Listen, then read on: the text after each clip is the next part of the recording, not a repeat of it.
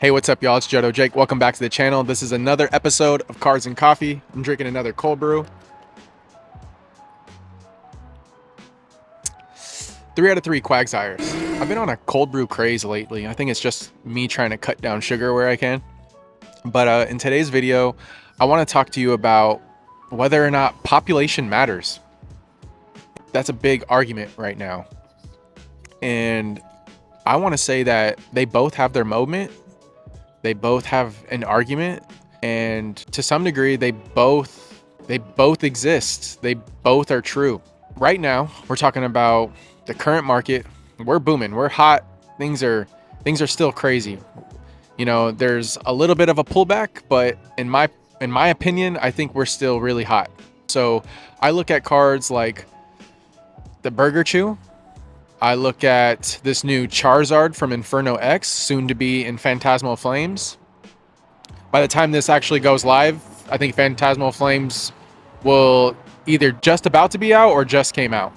But let's talk about the Burger Chew. The Pikachu promo from McDonald's that came out back in August. That was a pretty rough release, wasn't it? I have to say, like, that really was kind of gross. It reminded me a lot of the Van Gogh situation when the Van Gogh released. And in my opinion, in my collector boy mindset, I guess, I don't have interest in either of those cards. I think that the Smeargle artwork that they did during the Van Gogh release is far better than the gray felt hat Pikachu, but you know, I'm a little biased. What can I say? So that Burger Chew, I hate that name, by the way. I'm just going to call it that because it has a nickname, and that's important. Burger Chew released in August of this year. That's just, at the time of recording, that's almost 3 months ago. And when that card came out in a PSA 10, it was selling for like $600 to $700. And typically when a card is first to market, it's going to go for a really high price. When it comes to modern chases, we've seen it with the Pikachu from Surging Sparks. We've seen it with the terrestrial Umbreon or prismatic Umbreon. And I think the Burger Chew is an interesting promo. It's unique. It will stand out long term. Don't get me wrong. I think any Pokemon card that has a nickname for a reason. So always keep that in mind. But when that came out, it was going for around $600, $700. And the pop was low, right? Pop's always low when a card is just released. You know, the companies have to grade these, and I am scared to think how many more of these are just sitting at PSA knowing what the pop is now. And we fast forward to today. We're in November, and PSA has graded over, I want to say, 98,000 of these. Think about that. That's over 30,000 cards a month of just this card. And you think about all of the cards, not just within TCG, but sports that PSA is grading, and just 30,000 of them a month has been this Pikachu card. There are over 88,000 PSA 10s now.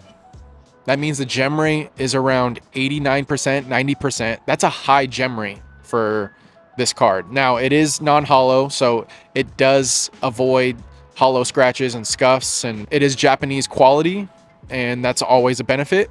But when, you know, cards like this are mass produced, they typically do cut corners, and these cards are affected by that. But this seems to not be a card that gets caught in that situation. That card is now selling for around $100. If you're lucky on auction, you can get it for like 60 to 70 bucks. Now, population is sort of leaning towards it matters, right? The argument could be that population does matter here, especially with this card. When you have a card flood the market, even in a high demand market, it can slow down that price and really make people look at this card and think, what's the true value of this card? So you have a lot more people hesitating buying this card. There's probably a lot of people actually seeing this as an opportunity. And I want to also keep that in mind here because, like I said, this card has a nickname. It's a Pikachu exclusive promo. It's a McDonald's promo, and McDonald's promos have had a lot of interest in the past. And so right now there's a buying opportunity is what I'm trying to say with this card in a PSA 10. But pop here actually does matter. There are things you have to think about, right? Population, gem rate. You have to think about the other side of it too. You have to think about the fandom behind Pikachu. the popularity of Pikachu, and it's a tough balancing act. That card's true price depends on the market that we exist in. And right now, in my opinion, the current price of that promo in a PSA 10, and this is crazy to say, and I'm thinking like $60 to $70 is actually undervalued. And that might be a really hot take. And I'm seeing eBay lots of 10 to 20 of these in PSA 10 flying. Go check eBay last solds. It's actually crazy to see. I'm not the only one that thinks this, and there are people taking action on that. And in this case, I want to say pop does matter, but it matters for now. I want to flip the coin and talk about a different card that's extremely popular that we're all familiar with, and that is the Umbreon VMAX from Evolving Skies. That card has a total of like 27,000 graded. Gem rate's around 70%, and that card is currently selling for over $3,000. You would think because it's fairly easy to grade, it has such high pop, it would be for less. But I think here is an example of when demand and popularity exceeds population. It's a balancing act. You have to consider both arguments. You have to think about these cards from the other side of the field and think about whether or not you think these prices will exist in a bear market. Now, I think both of these cards could be affected by a slow market, a down market. But if I had to place a bet on either of these two cards, I would probably lean more towards the Umbreon VMAX. That card has been considered at this point the base set Charizard of this new era. And I tend to agree with that, just based off of popularity and how Moonbreon, another nickname, has become so well known to even people that aren't even in the TCG space. There's sports card collectors that know about this card.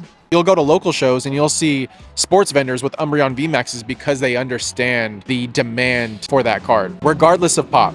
So you have to really juggle, and it's a card by card basis, right? You can think about low pop cards. Let's talk about extremely low pop cards. Let's talk about some vintage cards that are extremely low pop. Cards that come to mind are from the Neo era. I think of Yanma from Neo Discovery in a PSA 10. I think of Smeargle from Neo Discovery in a PSA 10. Unlimited. Let's stick to unlimited on this because there's a unique aspect to this that I don't think a lot of people know about.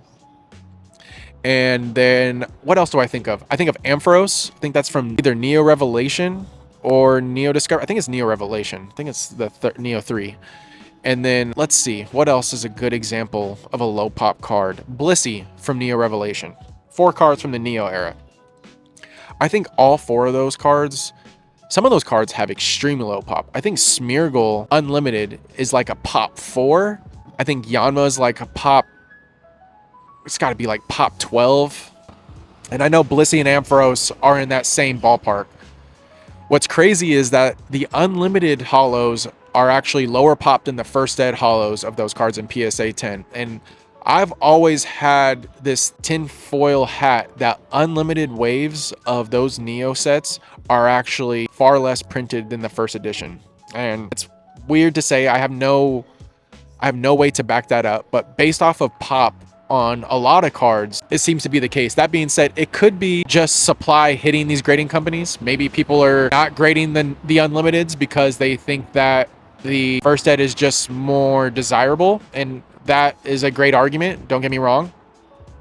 But also, I think there's the aspect that people would want to grade these because they are so low pop. So there's an argument for both, right? So let's talk about Yanma. I just looked at the pop to verify, and in unlimited, there's 10 PSA 10s. Now, this card probably doesn't sell a lot, but there's things you have to consider. Is it listed? Is it available? Can you go out and buy it? Like right now, you open up your phone, you open up your laptop, can you click buy on this card? And actually, Yanma, there's 2 PSA 10s on eBay currently. That's 20% of the population on eBay right now. 2, both of them are listed for $8,000 or best offer right now. So there's an argument that population doesn't matter here, right? Both of these cards are listed. You can make an offer on these cards. $8,000 for a card that's pop 10 from a set that's 24, almost 25 years old. That's an interesting aspect of this hobby that I don't think a lot of people think about. The sell-through rate on low pop cards matters a lot. So you could have an extremely low pop card and have no sales history, none listed, and not be able to price it because you just don't know what to value it at. So you can sort of make up the market on this card, but you can only make it up once someone buys it. So your number has to stick. There has to be some sort of documentation proving that this card sold for this price. And we have so many auction houses to look at. So there's a lot of ways to figure out a price, but you can't have a market price until there's been a price in the market. And it actually baffled me that there's 2 of these on eBay right now. That's actually crazy. And I think even at $8,000, that's extremely cheap for a card that is as low pop as it is. Now, there are other cards from this era that have not been listed in years, that are cards that have extremely low pop that a concentrated amount of people are looking for. So in a sense, there is concentrated demand for a card that has extremely low pop. And I am someone that finds themselves in this situation. There is a Blastoise card from Pop Series 3 that I have been chasing for over 5 years now. There is someone that has a market cornered, basically, and there's nothing I can do about it. As a collector, I just want a single copy of this in a PSA 9 that I can have in my collection and lock it up and set it and forget it. This card is extremely low pop. So low pop that there is no PSA 10. I've been looking for this card for so long, and I finally found the person that has... I found the reason why this card is as low pop as it is and so hard to find. I've been offered a raw copy a couple years back, and I wish I just bought it. Should have just gone with my gut and pulled the trigger because it was a really clean copy. I want a PSA 9. There are only 3 copies in a PSA 9, and I know someone that has 2 of those 3 because that third one was just graded. And there's been rumors that that third one has actually just been one of the 2 copies cracked and resent. So there is potentially only 2 of these in PSA 9. One of those copies, I'm almost certain, has been doctored. And the reason why this card is so rare is because Pop Series Holos, for those that don't know, are only in collection boxes from that era or blister packs. They were not in Pop Series packs. You cannot pull a holo from a Pop Series pack. And this Blastoise one was a Toys R Us exclusive. I'll find the photo of the collection box and a photo of the card and put it up here. The product that it came in, which is a really cool product, by the way. I know one person, shout out to Cheese, he actually has this box. I talked to him about it a little bit. It's a Crystal Guardians Toys R Us collection box, and it's beautiful, but the promo is typically damaged just based on the way it was inserted, and that's one of the reasons why this card is so low pop. The other is that Pokemon was in a very slow, sad market around that era. Pokemon was at one of its lowest points back then. So you have to really look at all of the different aspects of a card to understand whether or not pop matters or not. And there are blanket statements like pop doesn't matter, right? And those blanket statements are usually targeted towards cards like Umbreon VMAX, base set Charizard, or other extremely popular Pokemon cards that are popular Pokemon. And then there's the argument where pop does matter, and we could point at cards like the Burger Chew. We could point at low pop cards that have demand, and there's an argument for it. It all fluctuates based on the market that we're in. So I think at the end of the day, they both matter. They both have their place in this hobby. They both have their moment. And if there are cards that you're looking for in a high demand market and the pop is low for the right reasons, we're not talking about a card that came out yesterday and we're talking about, hey, this card's pop 1, pop 10. By the way, when you see a card listed from a new set and people say that it's a pop 1 because they got theirs back, the PSA registry doesn't recognize them as they come in. They are bulk added to the registry. So there might be 100, 200 people and theirs came back at 10 and it only says pop 1. But in reality, there's much more than that at that time. And they're all seeing the same data. But at the same time, PSA takes a little bit more time to update the population on their cards. So it's not really Pop 1. So keep that in mind when you're buying new cards. Population matters. When we're in high demand, people are going to grade the hell out of these new cards that people want. And I'm looking at cards from these upcoming sets. These new promo cards, there's going to be a ton of them graded. So what I'm trying to say is don't pull the trigger too soon on some of these newer cards, because there's always going to be the first to market play, and the cards are going to come out really hot. And there have been times where the card just stays hot.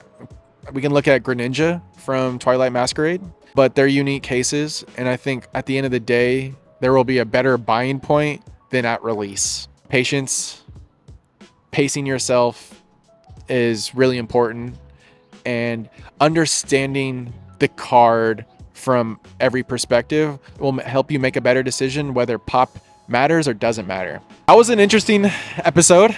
We should get into a few questions before I wrap this up.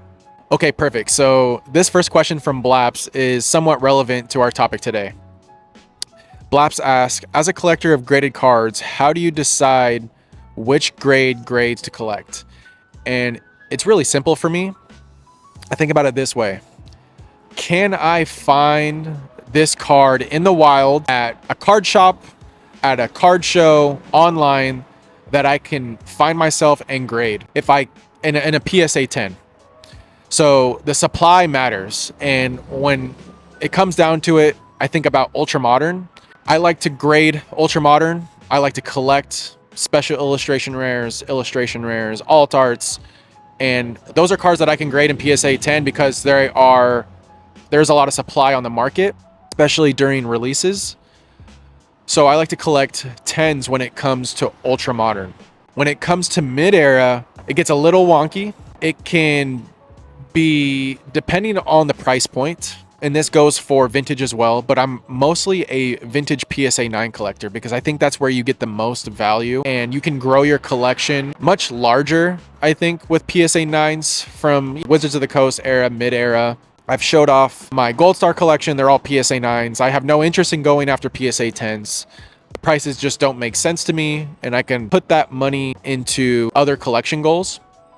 That being said, there are some PSA 10s that if you got for the right price can really benefit you, and you can trade out of at a crazy amount. Just in this current boom, we've seen cards just go from 0 to 100 really fast. I have friends that have benefited from this by pulling the trigger on some pretty big PSA 10s that have gone up incredibly. For instance, Gengar from Skyridge, that card was like 3,000 or 4,000, now selling for like 22,000. That's a big deal. But for me, I like to collect PSA 9s vintage because even mid-era, for the most part, I think mostly are all PSA 9s. There are some Japanese promos that I do have in PSA 10 that are exclusive. I like to collect vintage exclusive Japanese cards. I have a mix of both PSA 9s and PSA 10s, and it really just comes down to the price point that I'm comfortable paying for those. I think it really just depends on what your goals are. I know friends that collect PSA 7s, that he has a complete first edition base set, holo set in PSA 7s. And 7's a nice number, and you can find copies of PSA 7s that look really strong. You could probably find copies that are PSA 5 that look strong, but it just depends on what you feel comfortable price-wise. Sometimes a condition doesn't matter to everyone, so pick a grade that makes sense. There are PSA 8s that can be really strong. There are also PSA 8s that can look really weak. Hope that answered your question. Next question is from 0x capital K140. Would be great to hear some collection ideas. Everyone knows of the Shinings, Gold Stars, Crystals, but there are so much more. Great question. I have a very fun video coming out on how you can collect trainers and their Pokemon. This was inspired by you guys after the video I made of illustration rares and special illustration rare trainers that you can pair with. This one dives into that a little deeper and how you can collect them in a binder. So look out for that video. You're right, Capital. There are so many other collections that you can create. I collect Feraligatr. I collect Aggron. I definitely collect Blastoise. I collect Pokemon that I love. I collect Tyranitar. Go after what you love. Go after Pokemon cards that bring you joy, nostalgia, appreciation for the hobby, whatever that is. There are so many niche ways to collect, very fun ways to collect, both binder and graded. Our last question is from Chance Bingston. Shout out to Chance. He's always in the comments. Really appreciate you. He asks, hey man, what are your thoughts on trading my Costco Surging Sparks 2-pack bundles for a Mega Lucario PC ETB? I think the PC ETBs have way more room to grow, but it is 220, so it's already grown a bit. Well, I mean, what are your goals? Do you want to collect all of the Pokemon Center ETBs? Surging Sparks is a great set. You're getting more packs of that versus the Mega Lucario PC ETB. Pokemon Center ETBs are a unique collectible item. I've talked about that on this channel. As far as this channel goes back to, it's one of my early videos. I talk about collecting Pokemon Center ETBs before this boom really took off. And I believe in them. I think if it's from a sealed standpoint, I don't think you can really go wrong with the Pokemon Center ETB. That being said, Surging Sparks is a Pikachu set, but I do think you will have plenty of opportunities to get regular Surging Sparks ETBs for a long time. So I would imagine Pokemon Center might do another drop or two of these Pokemon Center ETBs for Mega Evolutions base, but that's probably it. Pokemon Center ETBs do not go through distribution. They do not hit LGSs. They do not hit brick and mortars. You get them through one way, and that is the Pokemon Center website. So always keep that in mind. I say you can't go wrong with doing that, but go with what brings you more joy. If you're going after all the Pokemon Center ETBs from Mega, maybe that's the way you go about it. All right, y'all. So cards of the day are two extremely big cards for my collection. If you watch Ern and I's podcast, shout out to Ern on Ern's channel, Real Collectors, Fake Investors. I shared these trades that I picked up a couple weeks back, but I haven't shared them on my channel. So I thought this would be a great time to do that with this topic. I traded my Shining Magikarp and I got some money back on top of it. First Ed PSA 9 for this here Espeon PSA 9. This is a much lower pop than that Magikarp. I know the popularity, I feel like it's pretty balanced in my opinion. I think that the Magikarp is a card that I can get back later at a cheaper price. This card is lower pop. It's also from one of my favorite Neo sets of all time. Now, I got this card after I got the card that I'm about to show you. Let me just show it off on the camera real quick. It's such a beautiful card.